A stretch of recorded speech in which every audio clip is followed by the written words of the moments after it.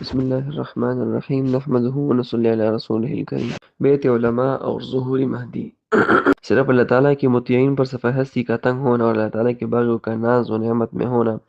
دینداروں کا حکمرانوں سے زبانی برتاؤ اور دل و دماغ میں ان سے نفرت کو نبی کریم صلی اللہ علیہ وسلم نے ظہور مہدی کی اہم نشانی قرار دی ہے،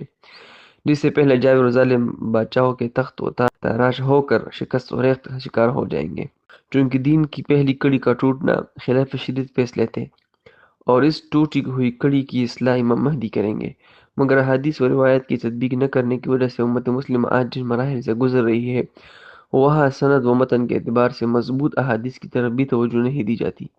جس میں دور اول نبوت، خلافت راشدہ، ادوار سلاطین اور خاتمہ خلافت کے بعد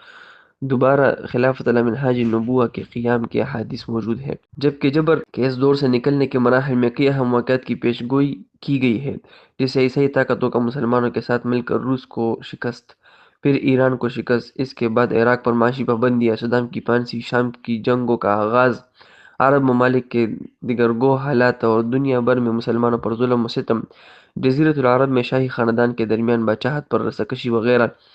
یہ اور اس کے علاوہ دیگر کئی دلائل و قرائن سے معلوم ہوتا ہے کہ یہ دور امام مہدی کی بیعت سے پہلے علماء کرام کے ہاتھ پر بیعت کرنے کا ہے۔ ان حالات میں اثر نو غلبہ دین کے لیے قیام خلافت راشدہ اور ظہور مہدی کا دور قریب نظر آتا ہے، جس میں عمر بن عبدالعزیز رحمۃ اللہ علیہ کے دور سے زیادہ عدل و انصاف، جود و سخا اور مال و متاع کی کثرت ہوگی۔ ذوالقرنین یأجوج و مأجوج کے خلاف اسباب کو بروئے کار لائے، جیسا کہ قرآن مجید میں صراحتاً مذکور ہے، پھر وہاں کے عوام سے اسباب کی مدد مانگی، فَأَعِنُونِي بِقُوَّةٍ أَجْعَلْ بَيْنَكُمْ وَبَيْنَهُمْ رَدْمًا۔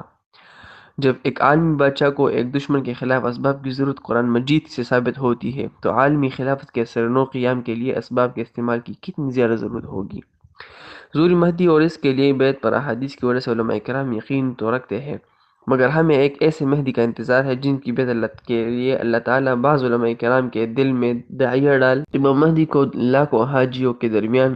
پہچان کر ان کی بیعت کریں گے، اور امام مہدی کسی قسم کی سابقہ تیاری کے بغیر پوری دنیا پر غلبہ پائیں گے، اور 7 سال تک پوری دنیا پر خلافت قائم ہوگی۔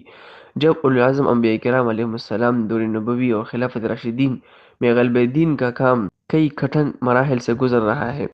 تو خلافت کیسے اچانک قائم ہوگی؟ جب خلافت راشدہ کا قیام کسی کشف یا کسی ولی بزرگ کی دعوت سے نہیں بلکہ باقاعدہ عمل سے وجود میں آیا، تو خلافت مہدی بھی ایک بھرپور عمل کے نتیجے میں قائم ہوگی۔